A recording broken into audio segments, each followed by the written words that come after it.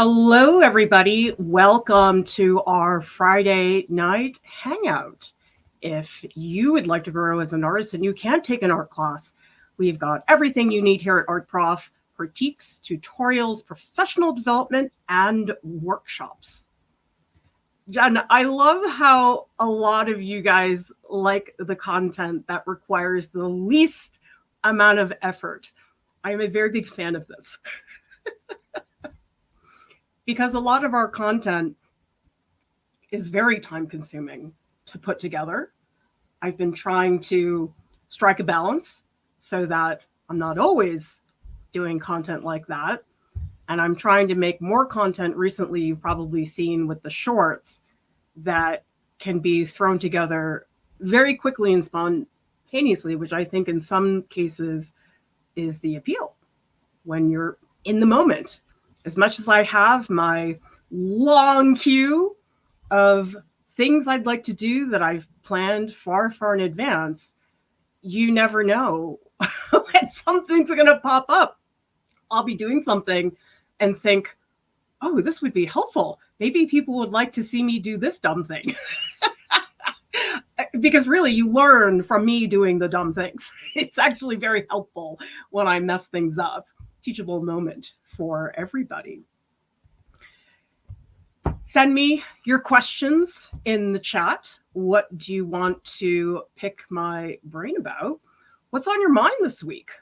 Tell me what you have been up to. I have 2 skulls now. One of them's supposed to go on the life-size skeleton.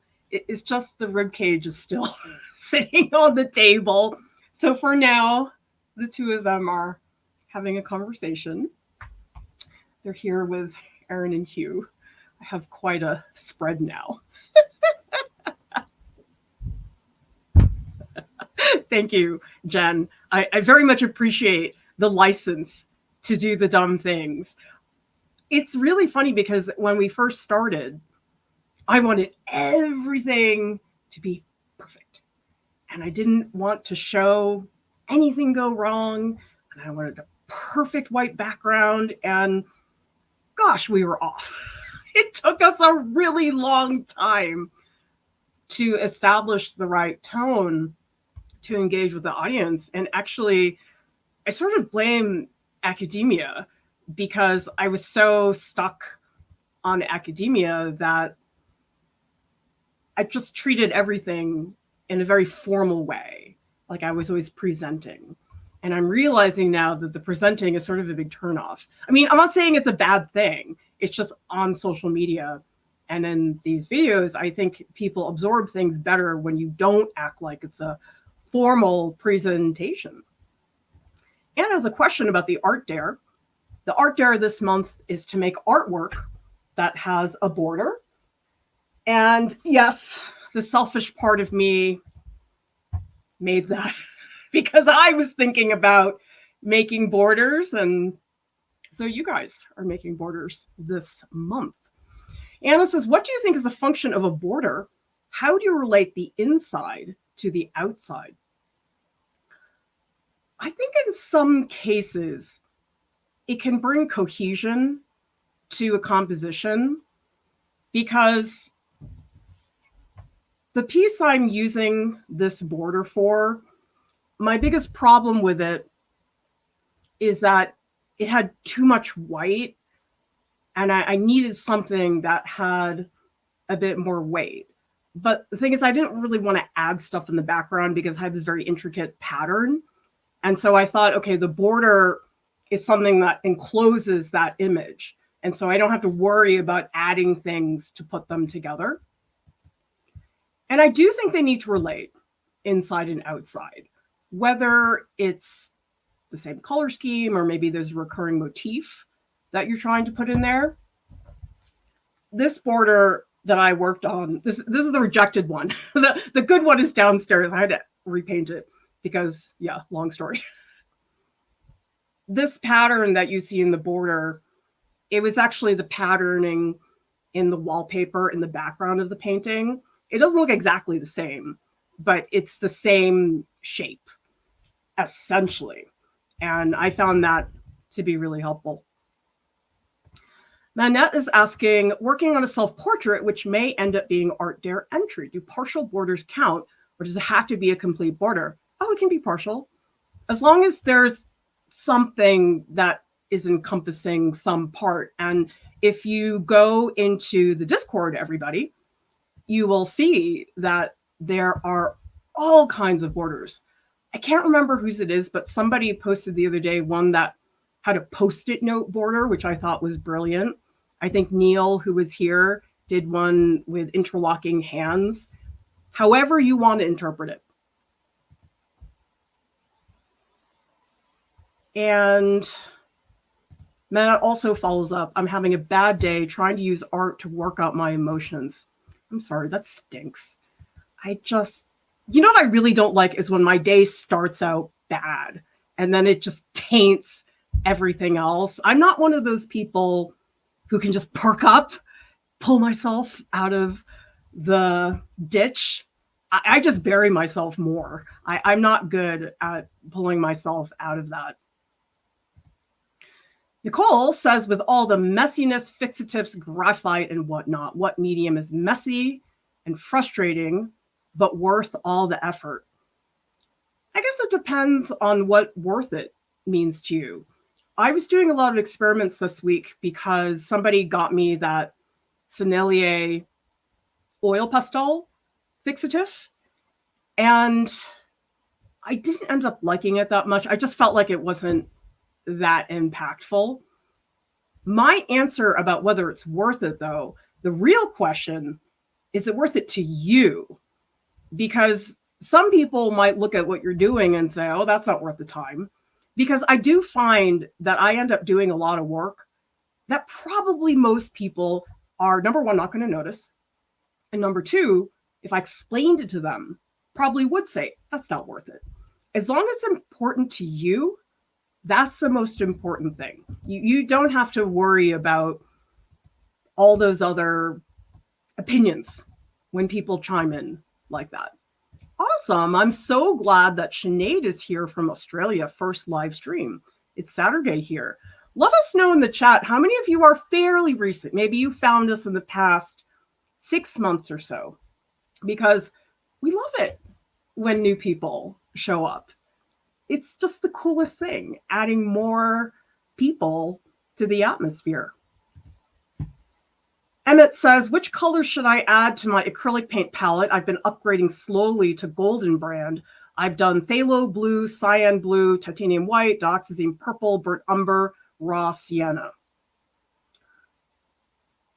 I would probably get some type of yellowish red, something like cadmium red.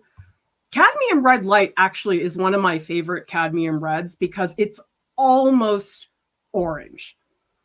And it's really great for flesh tone because it has so much yellow in it. Because I do really like dioxazine purple. I'm a really, really big fan. You might try yellow ochre. I just love yellow ochre. Who here loves yellow ochre? Yellow ochre always works. Or maybe rather the way to put it is that yellow ochre can do no harm. I don't ever remember adding yellow ochre to a mixture and things going horribly wrong. You ever do that? Where you add a color and it's like, no, don't do it. Yellow ochre will never do that to you. It is not traumatic. Phthalo blue in the hand will mess you up pretty bad. And those are my personal favorites, but try out a bunch of different colors. Anybody have suggestions for Emmett? Any particular color that you found very helpful? And maybe add why.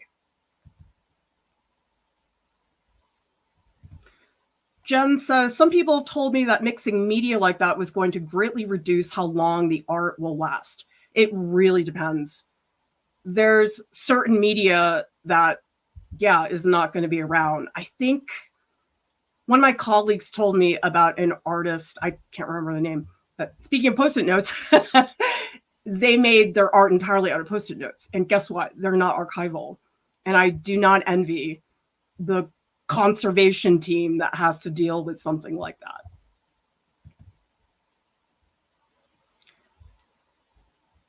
Lena says, do you have any advice on how to get out of the sketching one object at a time phase? Start making art more than just study sketches. I feel very uncreative. Yeah, a lot of people go through that, and it's okay. If one object is what you want to do for a little while, it can be a good way to study. But it sounds like you're itching to get out of that. I think what's really helpful is to set a scene. So you don't just think about objects, but you think about a place. So actually, this is a little scene, because you know what it is? When you have a little scene, you can put things in front of each other. Okay, let's make a little scene. Ready? I could put this skull. Let's put Hugh in front. Okay, there. He's there. We have this. And then we have the brushes. Okay, does everybody see this? What's nice about this is you have objects that are in front of each other. They overlap. Okay, does everybody see how the brushes, they're in front of the skeleton? So you have the skull in front, behind it is the brushes, behind it is the skeleton. And that creates depth. The way you get depth in a piece is when you have multiple objects and they are interacting with a space. If some of you are looking to do that and you don't want to do something too complicated, actually, I really recommend going to our Flickr collection. And to be honest, I think one of the best references if you want to learn how to do something that's not just one object, because actually I've been having a lot of conversations with some people recently about drawing those single objects. I'm curious who here has maybe done that quite a bit, or maybe you did it for a little while, because there's a limit, obviously, to how far that can take you. Okay, let me pull this up. All right, so this is our free reference photo collection. I believe there's over 15,000 photos here. I'm very proud of myself. But if some of you know about my Bread Fairy series, these are all things that my mother-in-law creates. And some of my favorite photos are actually her kitchen. And the reason I really like them is because they do have individual objects.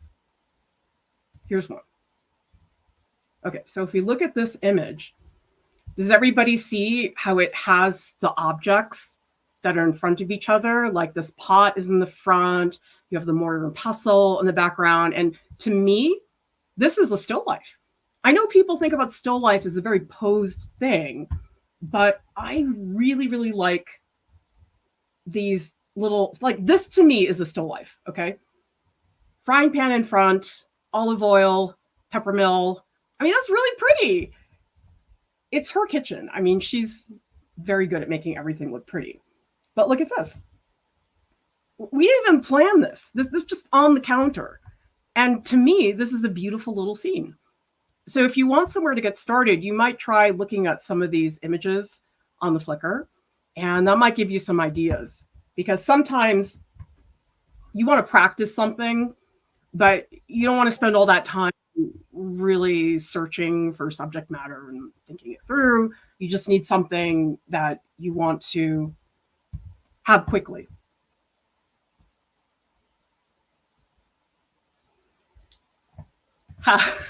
Lisa says, carried my sketchbook around today, but no action. Oh yes, I know what that is like. Timothy is very new, also from Australia. Well, you guys know how I feel about Australia. Although he lives in New York. So it's not that important that I go to Australia. I just have to go to New York.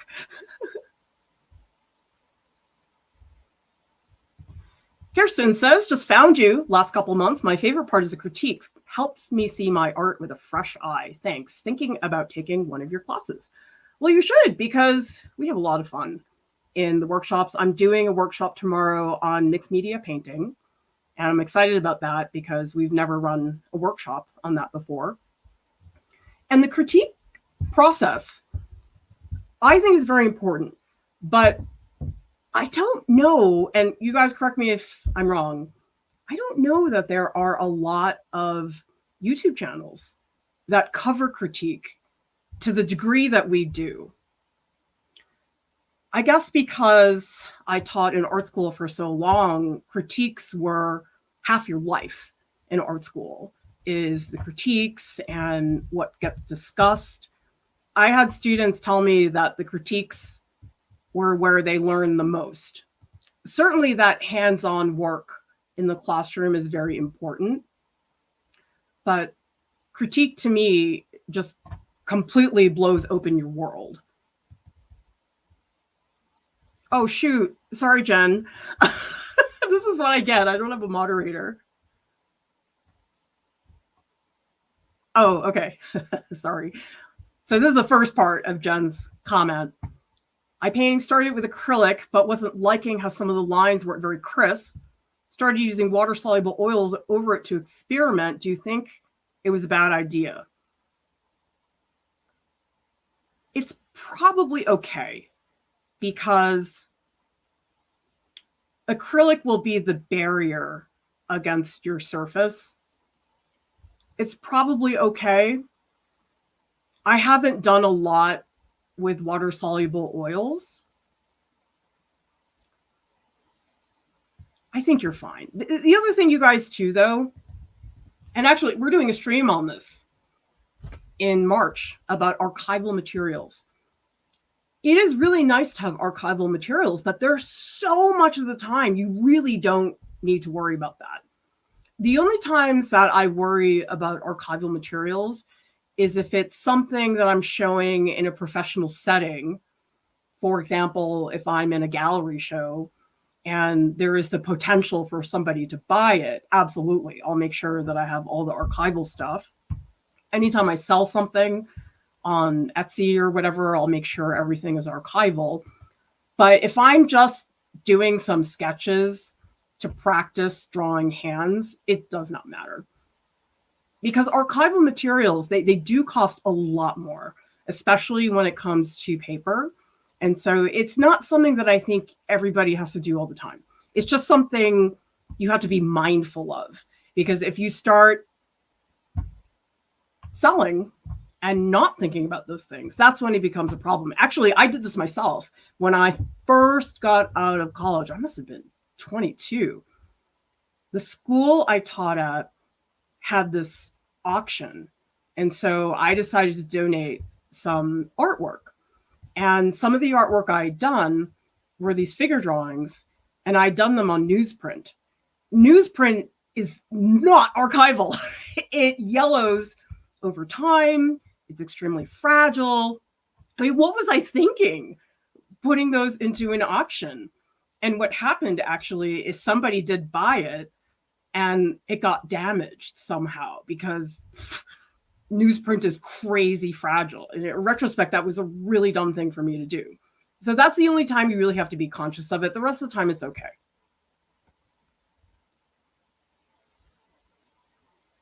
And Luis says, I have to paint on a 30 by 40 canvas for a class. I feel so intimidated. What if I'm not good enough? That doesn't matter because you have to do it. It's for the class. I mean, maybe you aren't good enough, but you're going to do it. So it doesn't have a lot to do with, are you good enough? It has to do with shifting your mindset. Because let's say you're used to doing drawings that are no bigger than 12 by 16. All of a sudden, you have to do this canvas, which is just so much bigger than what you're accustomed to. The thing you need to do is to realize that you can't work the same way that you used to work. You have to change things up. And the biggest difference, I think, when you work large is you have to spend way more time stepping back and really looking at it from a distance. You should be doing that anyway. But what I sometimes see I'll tell people, all right, let's take Aaron. I'll tell people, okay, so let's pretend I'm sitting in class, okay, and I'm drawing like this, all right? I'll come around to the class and I'll say to the students, okay, I want everybody to step back and look at your piece. They all do this. They're like, guys, get out of your seat. Stand up. This is not stepping back, okay? This is not helpful. But if I put this on the other side of the room and I look at it from a distance, that's when it's going to be extremely helpful. The other thing that will help you too, Luis, you have to really plan. I'm always into thumbnails and sketching and everything, but on a big scale, you don't want to just jump in. You've got to have a plan. Work out the thumbnails, figure out what you want to paint, because without that preliminary work on that scale, painting gets very stressful. So if you do those two things, you step back, look at it from a distance, and you do serious planning, so when you actually are painting, it doesn't feel stressful. That will help. And then the other thing is you've got to make friends with your big brushes. You can't paint small. For example, this might seem like a gigantic brush, but if I'm painting a big painting like that, I feel like this is not even big enough for my first pass. So you don't necessarily have to get painting brushes for this. I would probably go to the hardware store and buy some China bristle brushes. They're really inexpensive and you can get them very wide, so you can just really block. Because the thing about working large, it is a stamina thing. It's like you were running a 1 mile race, now you're running a 20-mile race, and you have to be conscious of that. So Luis, as long as you do those things, it doesn't matter if you're good enough or not. Alexandria is asking, what is your advice for learning interesting multi-point perspective composition? I would say you have just got to go through the fundamentals. You have to. That's not a place where you can sort of learn it a little. You really have to have all the building blocks in place. Because I know sometimes people feel like that's a lot of work to really sit down and learn it, but it makes your life so much easier. My spouse loves reading manuals for software, and he knew the software inside out when he was a college student because he was the one who would sit and read the manual. And then everybody else wouldn't read the manual and they would just pick up stuff here and there, and none of it made sense because they couldn't pick up the connections between things. I would recommend go through my slide lectures and really listen to them and take your time. People want to skip to the good part. People will say to me, well, I want to do 3-point perspective. And I say, well, have you really done your homework? And they're like, yeah, but 3-point looks so cool. I want to try. I'm like, no, 1 point. Okay. Just start there. I did a short about this the other day that some things cannot be rushed. Linear perspective is one of them. You can't hope you figure it out. There are some things you can sort of tinker a little bit, but when I was teaching myself linear perspective over that summer, I studied it. I wasn't just picking up a few things here or there. Karasu is asking, how would taking an online class from a mixed media artist be different from a college class? I'm taking a class from an artist I like, and I absolutely hate it. It's focused on intuitive painting. Oh, that's a bummer.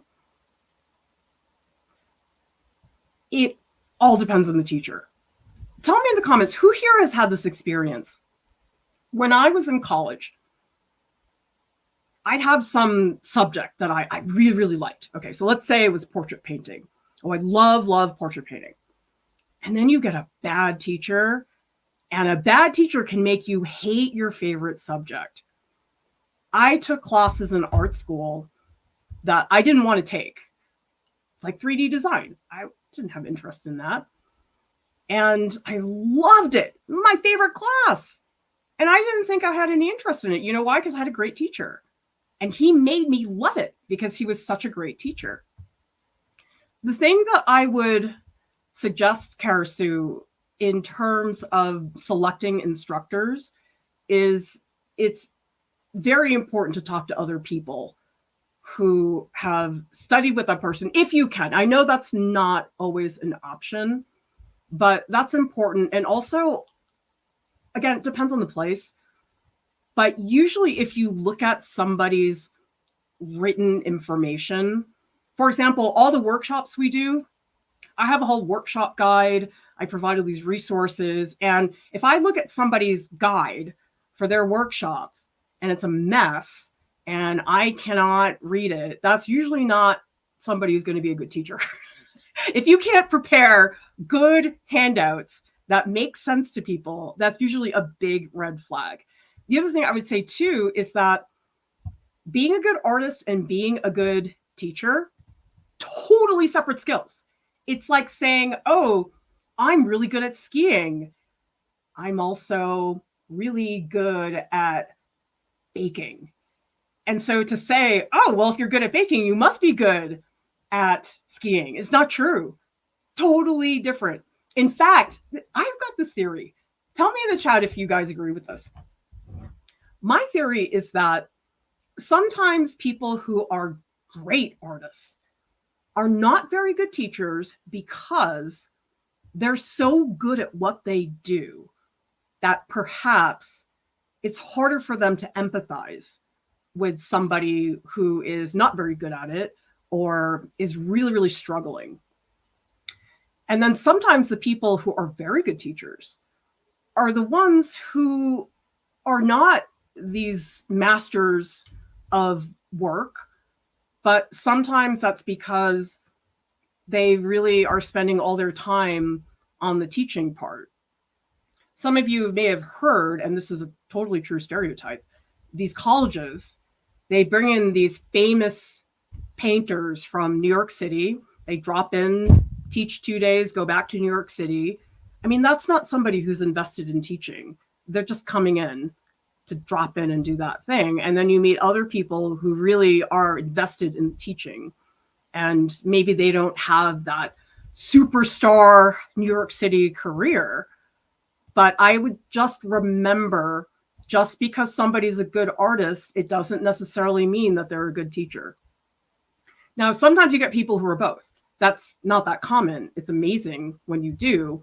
But I think the assumption that because somebody's a good artist, it must mean they know how to teach, I don't think that's true at all.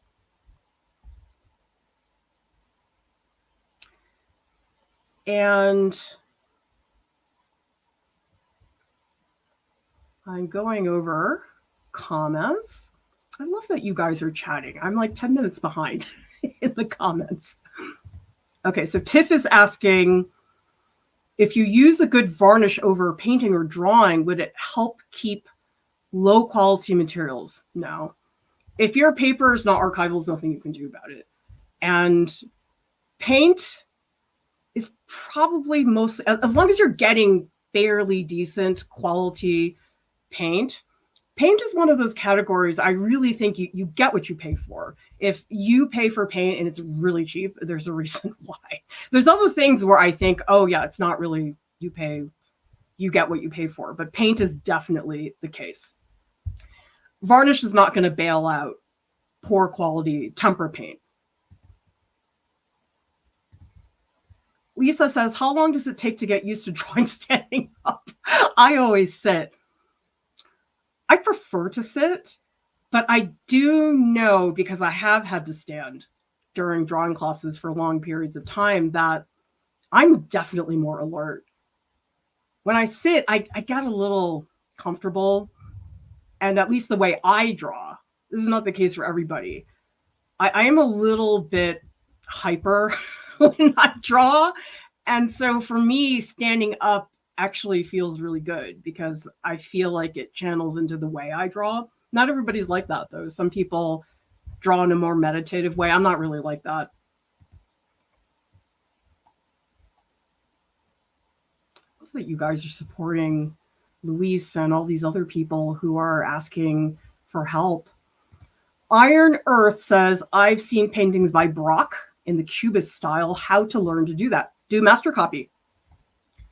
Master copy is one of the best ways to learn someone's technique, because when you do master copy, you have to really break down and analyze and look very closely at the painting, how those effects were made. And a lot of people think that a master copy, that the outcome should be, oh, okay, I have an accurate representation of this Rembrandt painting, okay? But actually, that's not true at all.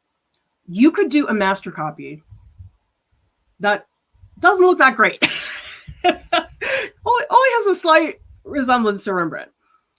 But if you do that Rembrandt master copy and you learn something about his brushwork, something about how he layered colors that's new to you, and that you tried a technique that you ordinarily would not do on your own, that's a win. So when you do a master copy, don't think about the outcome. Think about process. You look at the way Rembrandt added a highlight. And so maybe you try to emulate that by twisting your brush a certain way. That is what the master copy is for. It is not there so that way people can look at it and say, oh my God, is that a Rembrandt? You can leave that to the forgers. They're very good at that. But that's not the purpose. It's to really process. I know there is an awful lot of emphasis on results, product, finish. But you know something? I really think the finished work is a small percentage of what it is to be an artist. Because when I think about my entire practice, okay, everything I do to be an artist, yes, the finished pieces take a long time. I'm not doubting that for a second. But all the other practice and the experimentation and pieces where I really just want to get good at my technique and I don't care about the outcome. Because oftentimes getting too fixated on results, it can really hold you back, because then you're not trying a lot of things. You're so worried about making it look good. Who here has been in that situation where you've caught yourself getting too fixated on, oh, is it going to look good? Oh, are people going to like it? If you have felt that paralyze you to any degree, because for me, it always does. And I think that's why I gave up doing portrait commissions. I couldn't handle the stress of the results. I just am not good in that way. Plus the clients were so frustrating to work with. Neil, I had a crush on my college math teacher, which made me like a math class. See, I couldn't do that. I just, like, what if Hugh Jackman was teaching my math class? Like, I would not be listening.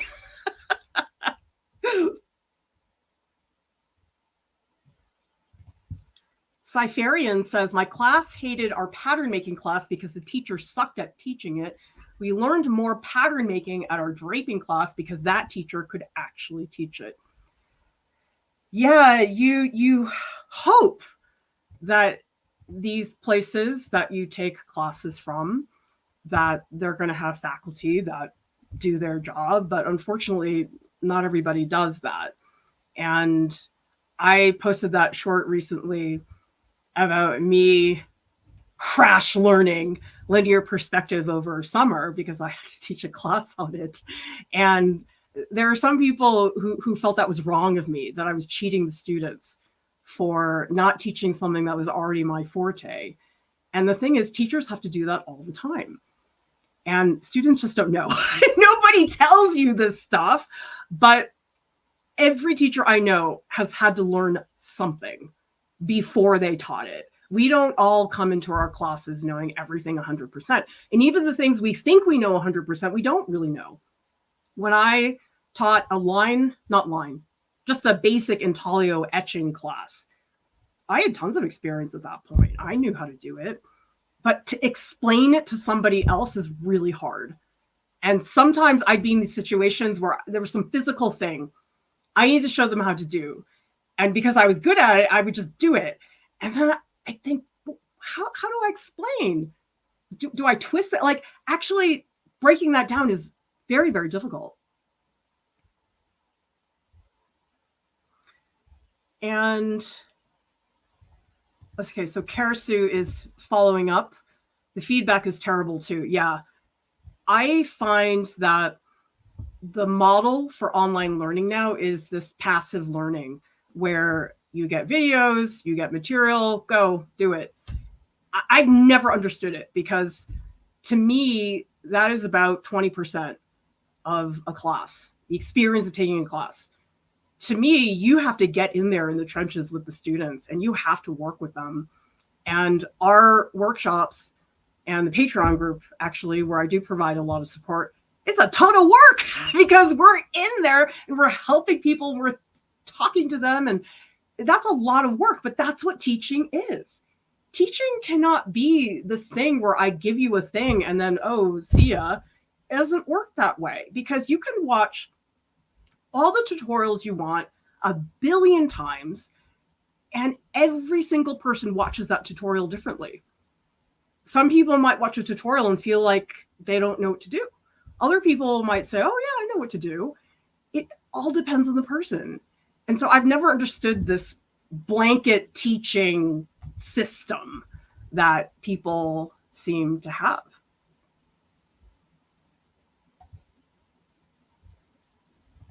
Timothy is asking, do you like or want pencils? I've only ever used them, so I don't know how to move away from them. Actually, Derwent is a manufacturer that I haven't really used a lot of. In terms of pencils, I guess I really like Staedtler.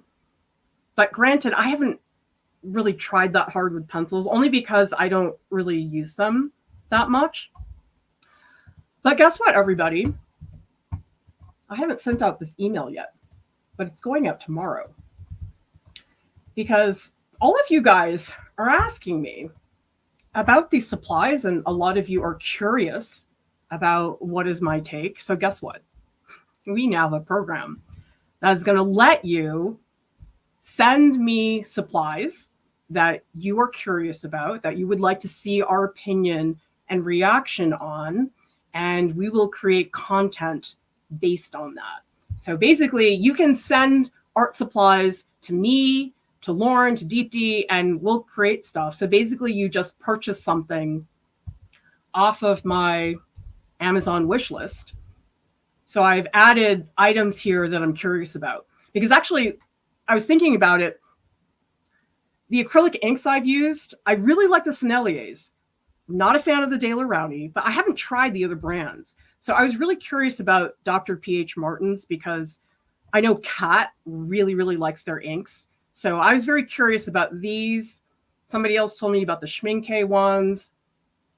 This I really want to make some content about casting. So I was thinking I was gonna cast a little head of Aaron Tveit. I was gonna make a silicone mold and cast little Aaron Tveit heads, and I was gonna put blood on them for Sweetie Todd. I just thought that sounded really fun. So if you want to see that casting tutorial, somebody should buy me the silicone so I can do that. And so what I'll do is I'll try the material on the live stream. You got my first reaction. And then we also have sometimes follow-ups with shorts. And so if you guys have art supplies that you want me to put on the wish list, just let me know. You can comment in the Discord or wherever. I have to look at it and see if it's going to fit in with our programming. But hopefully this is a fun way for you guys to get involved because so many of you have just wonderful suggestions. Because it seems to me that a lot of people really like the comparison videos. Because I think it's one thing to talk about a material by itself, but when you say compare things, the most recent one I did was I compared the Nitrom liquid charcoal to the schminke. And I think sometimes it's a little bit easier to really understand the material when you're talking about two different brands of the same material. You can really distinguish what is unique about each brand.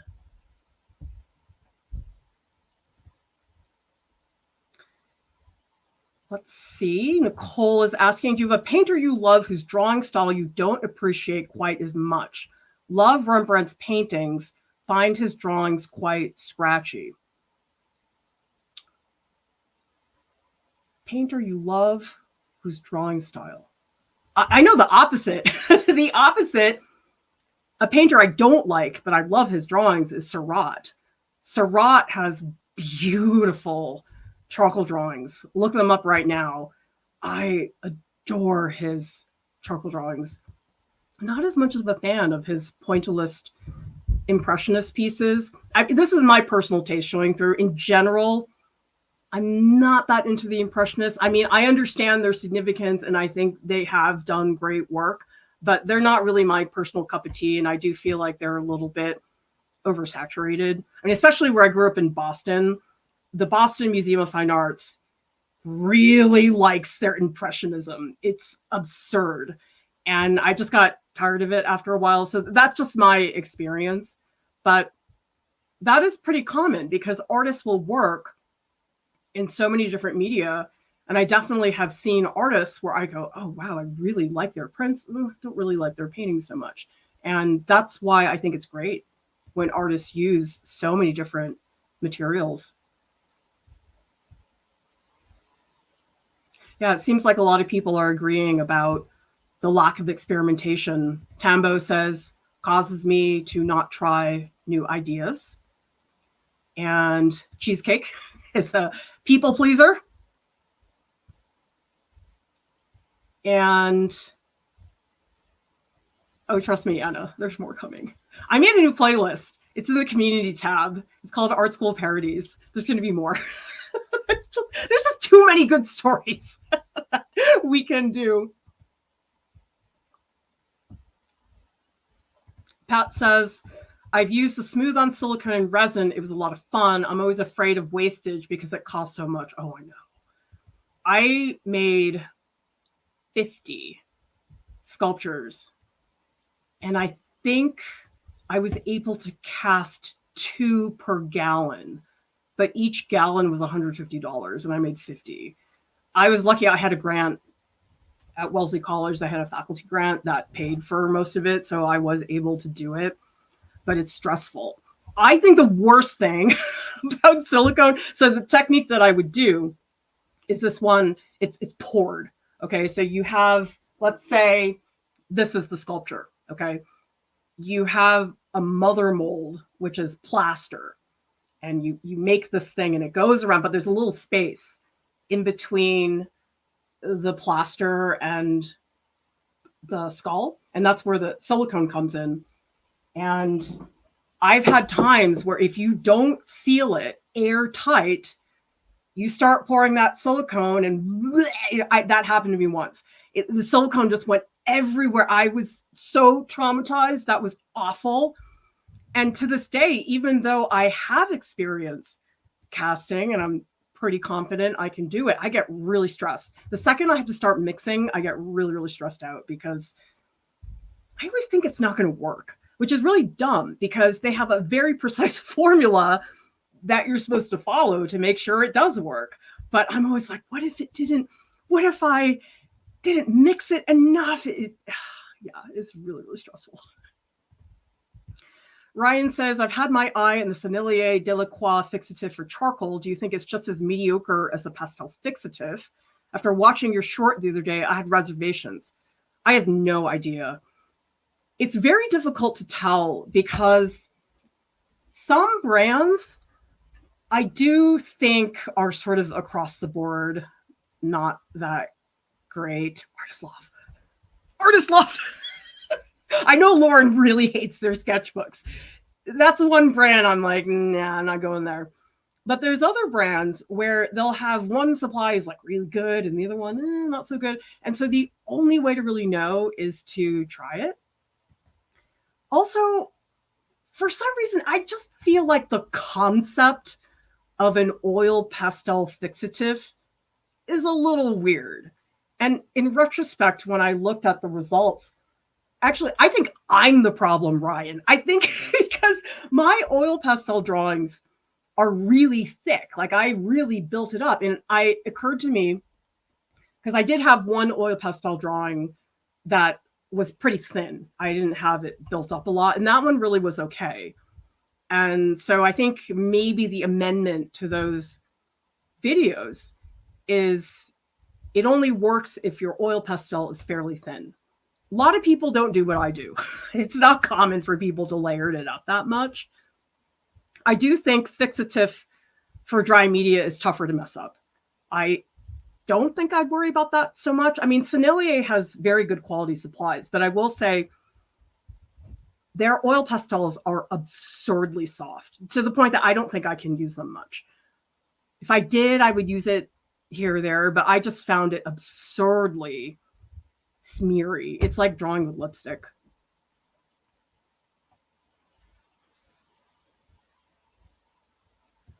DC Novak, what's the spelling for that artist? Let me put it in. I think you guys are talking about Surratt. So check out Surratt's charcoal drawings. Okay, so hopefully that's the artist you were asking about.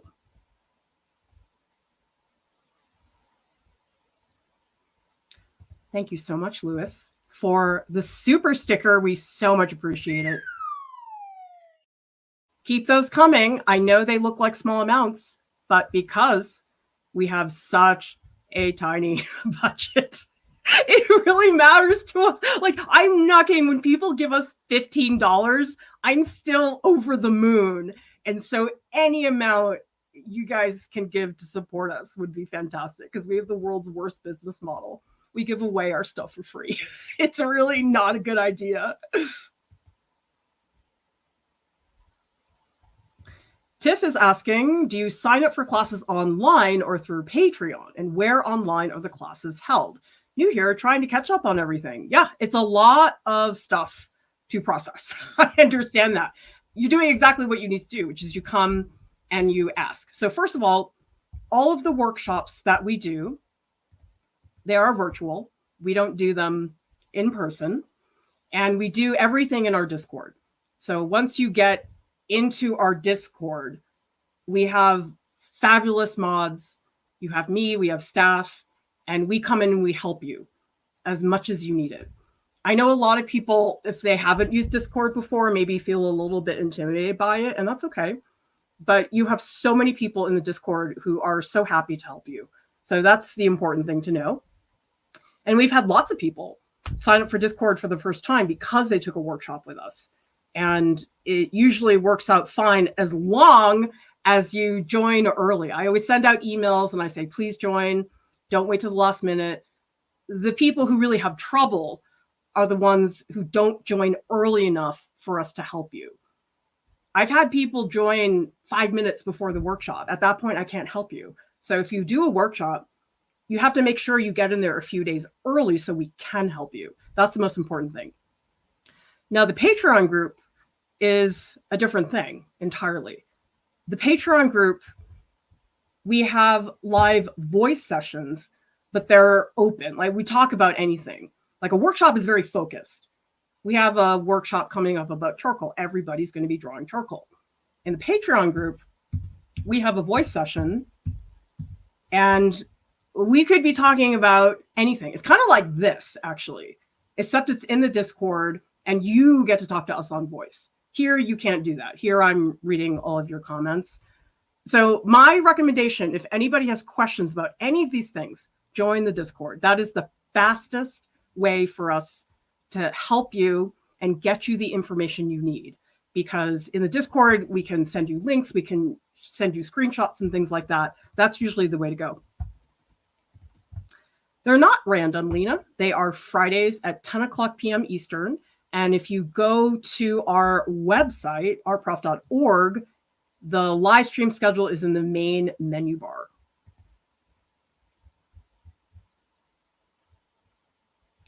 And We also have some questions here. Karasu's asking, what art careers are good for people who need more structure? Video art, animation, concept art are the only ones I can think of. I would say don't do freelance. Freelance doesn't have much structure at all. And every single gig is different. You're having to work with all different kinds of communication systems. So I would just say don't do freelance. And the ones that will provide structure are the ones that are usually, let's say, a full-time position at an animation company where you're working with a team. You can't just go off and do whatever. You have a set schedule. You have a director who's telling you what to do. But graphic design is another one. A lot of people will say work at an advertising agency. And so you have a team of people that you're working with. Illustration is not like that. Illustration's all freelance. Or you're, say, working on your own graphic novel, in which case you really have to manage yourself. So I would say, Karasu, any team work environment is going to be one that has a structure. You have to have that. If you're working with a team of 10 people, you can't not have a structure. So I would recommend doing that. Cheesecake says, ever tried developing film photos in black and white? Nice for art of experimentation with light and darkness. I'm currently loving the class along with my drawing and design class. I actually talked to somebody at a photo store, a local photo store recently, and he told me that he shoots almost everything on film.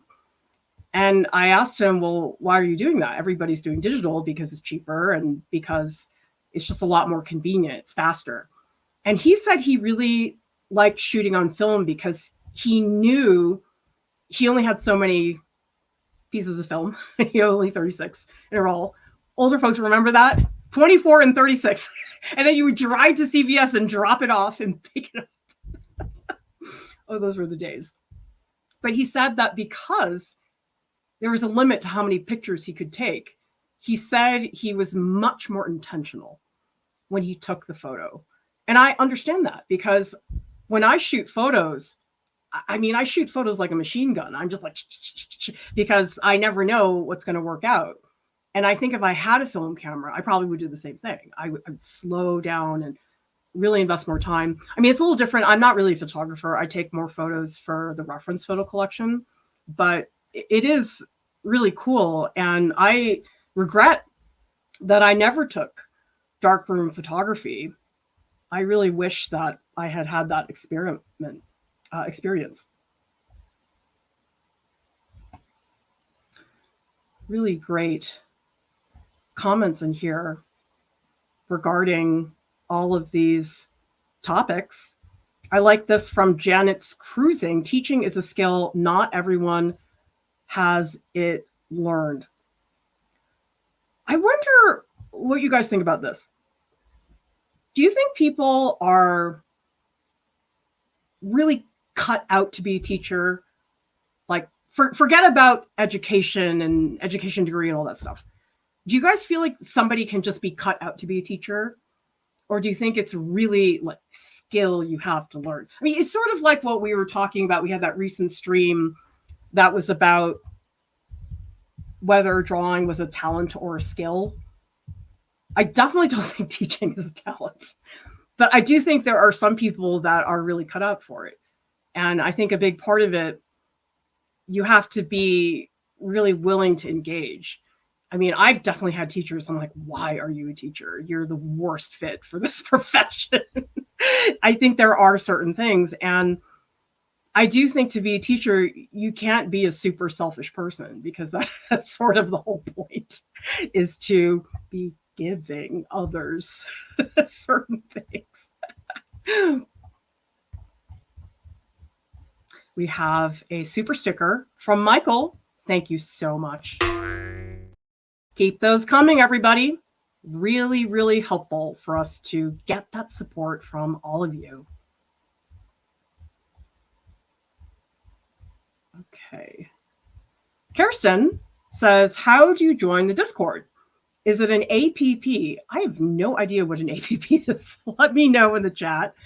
But we do have a link in the YouTube video description below for the Discord. And so if you go there, that will get you in. And if you can't figure it out, go to our website. Actually, I'll show you guys. This would be a lot easier for you to see instead of me explaining it to you. Okay, so if you go to artprof.org and you go into the menu bar, if you want information on the Discord, go to join the Art Prof family and just click on here, Discord server. And you'll see we have lots of information on how it works. We have a 1-minute video that explains it. And we also have how to join. So the first thing you need to do is you have to go to Discord, not us, and you need to get an account. And then you click on this link, which is an invite to our server. We have lots of fantastic staff to help you. So the key thing is to get into our server. Once you're in our server, we will do everything we can to help you out. 7Ari is asking, what's the 3-1 critique? Yeah, really good question. Let me go to the Discord and I can show you guys. So we do have these critique channels. And, well, this is the news channel. The critique channels are here. So this channel is for paintings. So if you want to post a piece and get feedback from it, we do ask that people really write about the piece. So if you come in here and you post a picture and you say, what do you think? That's not sufficient. We really want people explaining, okay, these are the things that I want to work on. We will tell you if you don't write enough that you need to write more. So here is an example. We ask people to write about that amount. And we're here to help you. Like if you come into the critique channels and you're like, I don't really know what to do, just add moderator and somebody will come and help you out. But the reason we have the 3-1 critique, so this is it. If you post one artwork for critique in the Discord, you got to leave 3 comments on other people's pieces. And this is, so it's not one of those post and run situations. Like, have people seen, especially on Facebook, there are these massive art groups, okay? And then you go in there and it's just self-promotion. Check out my thing, look at my paint. It's not true engagement. And so this assures a couple things. It's a two-way street, okay? Because we can't just have this me attitude all the time. If you want something, you have to give something. And that's how this works.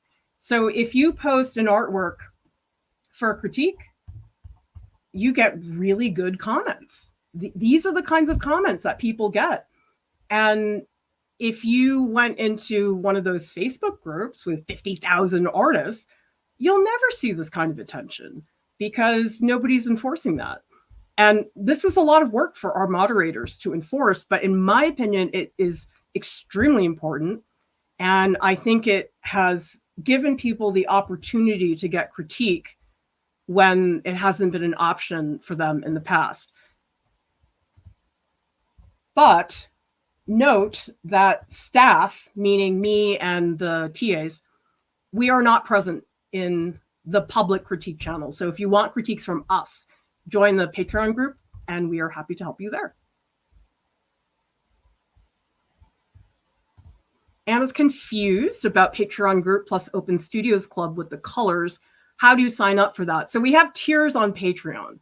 So if you're in the Patreon group, but you want to add Open Studios, we combine the two. Because some people just want to do Open Studios. Some people just want to do Patreon. Some people want to do both. And so if you need help with that, Anna, you can just tag me in the Discord. I'll help you out with that.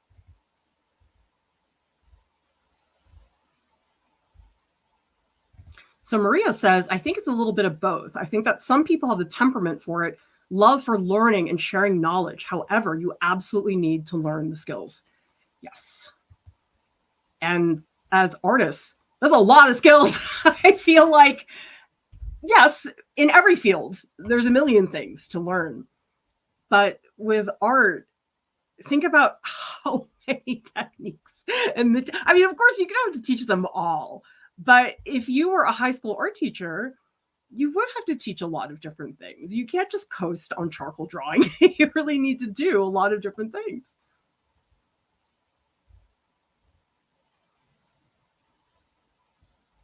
Louise says, I forgot this artist's name who drew people in a mental ward by breaking in. He died in his mid-20s. I don't know who that is, but you know what? If you guys want to see some really striking expressionistic lithographs, look up Michael Mazur. I'm typing this into the chat. And type in images from a locked ward. They are lithographs. And oh, they're some of my favorite prints. They're so good. Oh my God. This is so good. Okay, I think I need to show you guys now. Now I'm like really excited. There are some artworks.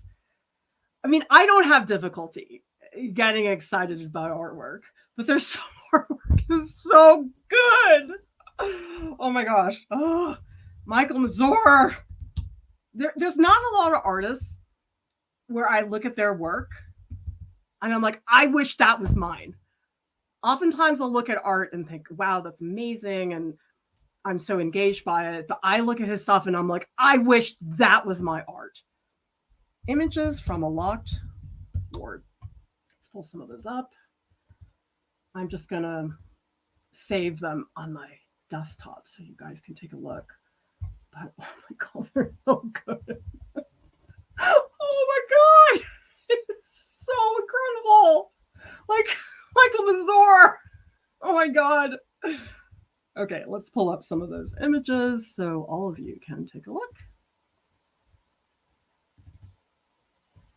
Ah, that's a tiny image. Give me a second. What? Why are these all tiny? Oh, I feel so gypped. I have to find one that's full res. Oh, I need to do the image size search so that way they look bigger. Hopefully this works now because you guys have to see these.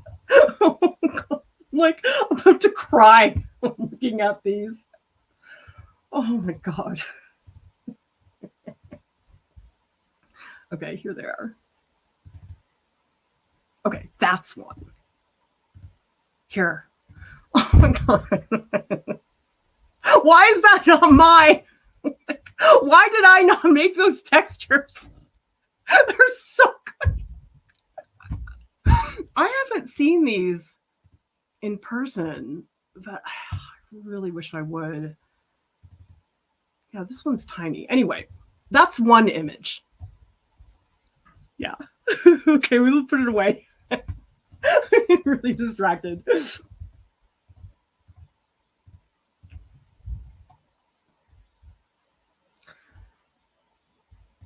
Otavio says, listening to you talk about art and experimenting feels so liberating, especially when I'm under a lot of pressure, family too, to create a perfect plan to show where my artistic life is going.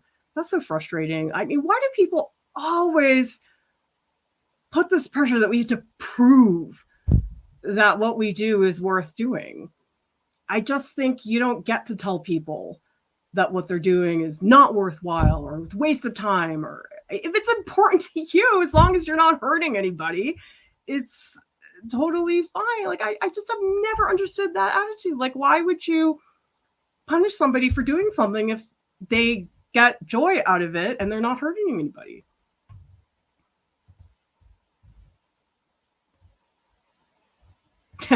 Amanda says, I'm a high school teacher. I'm still scared of teaching watercolor. I'm like, kids, you are on your own. I mean, that's where I always tell people, study with different teachers, because you're not going to get everything from one instructor.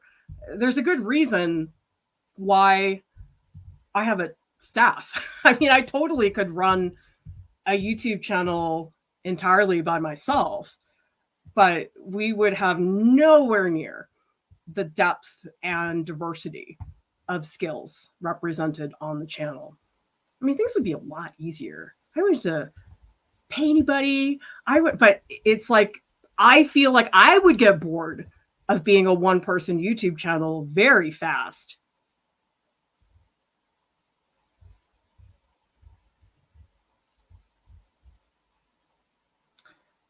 And Cypherian says we should have a weird artwork / wild artist stories. I mean, that's basically what the sessions are when I do open studios or Patreon or even the stage sessions after the live streams. Those are free, so you guys can join those. We don't have those all the time, but if you look at the live stream schedule, you'll see sometimes we have those stage sessions, which is really fun. The Art of DHT says, is YouTube good for artists? I think so, fundamentally. When I was a kid, you either got a book or you taught yourself. You just messed around. There was a lot of reinventing of the wheel in the 90s. I do think it's difficult, though, to go through all that stuff. I find it extremely overwhelming, the amount of content. Who here feels that way? Like, let's say you want to get better at watercolor and you go on YouTube and you search how to paint with watercolor and like a million tutorials come up. And it's so frustrating because you don't know which ones are good unless you watch them all, which takes, so I almost feel like YouTube is sort of like a really big thrift shop.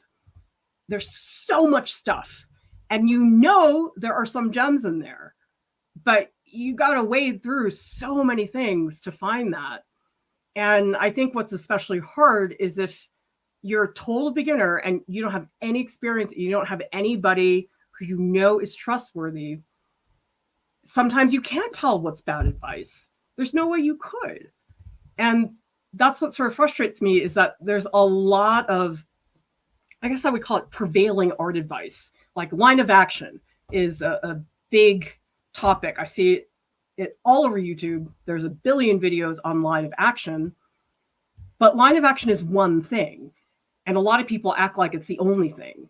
And I know that's not the case. There's so many other ways to draw the figure. And yet if you search figure drawing and the only thing that comes up is line of action, of course you're going to think that's the only way to do it. So that's the thing that I think is very hard, is finding the right person to ask those questions.